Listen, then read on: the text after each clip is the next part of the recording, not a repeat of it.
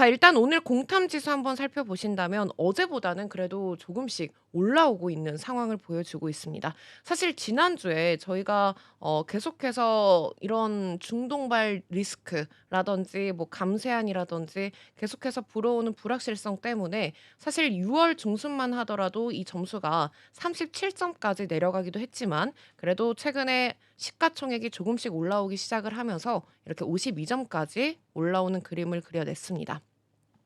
자, 알트코인 시즌 인덱스도 계속해서 올라가는 모습을 그리고 있죠. 저희가 방송 전만 해도 28점까지 올라와 줬는데 다시 또 한번 27점까지 소폭 하락하는 모습을 그려내면서 어제보다는 1점가량 빠지는 모습.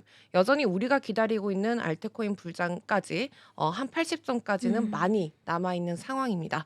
그래도 저희가 늘 이야기를 드리지만 사실 알트코인 불장이 오게 된다면 이 시즌 인덱스가 올라가는 속도는 어마무시하기 때문에 저희가 이걸 보면서 '아 너무 멀지 않았나.' 이런 걱정은 하지 않으셔도 된다는 거.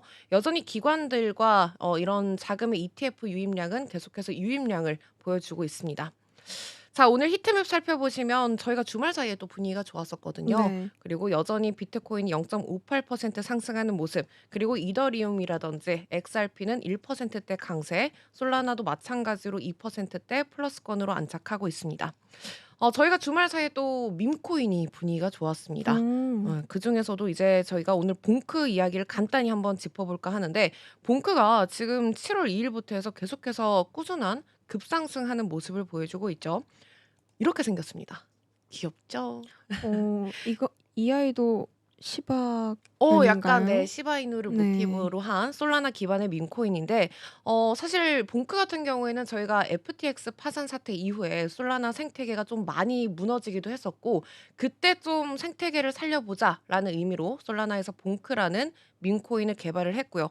그때 당시에 정말 엄청난 상승세를 보여줬기 때문에 음. 투자자들 사이에서도 인기가 많았던 밈코인이기도 했습니다. 자, 이번에 봉크가 이런 상승세를 보여주면서 보고서에서도 "봉크가 왜 올랐냐?"라는 내용으로도 보고서가 나오기도 했습니다. 일단 봉크가 최근에 이렇게 강력한 상승세를 보였던 이유는 터틀 캐피털이라고 2배 레버리지 상품을 봉크 ETF를 SEC에 신청한 정황이 포착이 됐다. 어.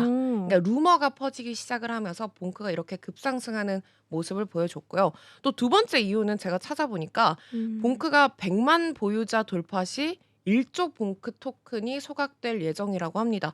근데 사실상 이게 의미 있나 싶은 게 이미 봉크의 공급량 같은 경우에는 100조예요. 100조 봉크가 있는데 50%가 초기 투자자나 개발자에게 배포가 음. 됐고요. 나머지 50%가 이제 시장에 풀리고 있는 상황이기 때문에 1조 봉크가 토큰 소각이 예정되어 있는 게 '엄청난 호재일까.'라는 생각이 많이 들기도 합니다.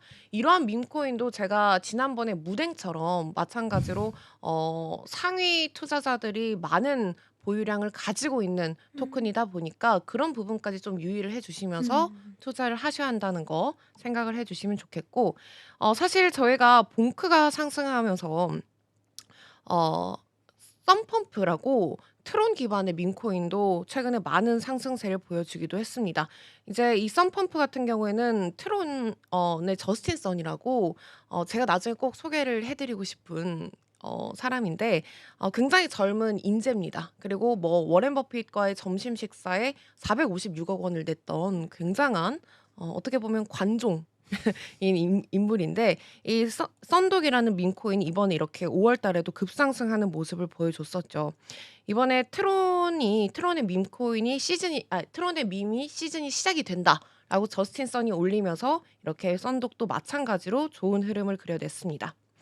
자, 오늘 저희가 비트코인 ETF 유입량을 살펴보시면 저희가 근 2주 동안도 첫 번째 유출을 빼고 나서는 계속해서 유입으로 전환된 모습이 포착이 됐고요. 마찬가지로 저희가 이더리움 ETF도 하루 저희가 이번에 7월 2일 날짜로 유출세가 좀 심하긴 했습니다. 그래도 최근 유입세로 따진다면 그렇게 큰 금액은 아니라는 점도 확인을 해 주시면 좋을 것 같고 저희가 비트코인 차트를 한번 살펴보실 텐데 여전히 비트코인이 횡보하는 흐름을 이런 식으로 그려내고 있습니다. 그래도 다행인 거는 저희가 30일 이평선까지 가지 않고 이런 식으로 주말 사이에 또 반등이 나와주면서 또 상승세를 보여주기도 했는데 저희가 상승 추세를 만들어지게 된다면 이런 식으로 30일 이평선을 맞고 상승할 수 있는 가능성이 높다라고 늘 말씀을 드렸던 그런 부분입니다. 자, 저희가 윤택님 어서 오세요. 안녕하세요. 네. 라따뚜이님이 좋은 정보 감사합니다. 윤택님이 사실 아침에 바쁘셔서 생방송을 잘 못 들어오시는데 음. 이렇게 또 들어와 주시고 너무 감사합니다. 네, 이렇게 저희가 코인이 좀 꾸준한 유입이 되면 좋겠는데 아직까지는 그래도 거래량이 좀 동반되지 않은 장이다 음. 보니까 우리가 강세장의 초입이라기보다도 회복장이다라고 많이 아. 말씀을 주시고 계십니다.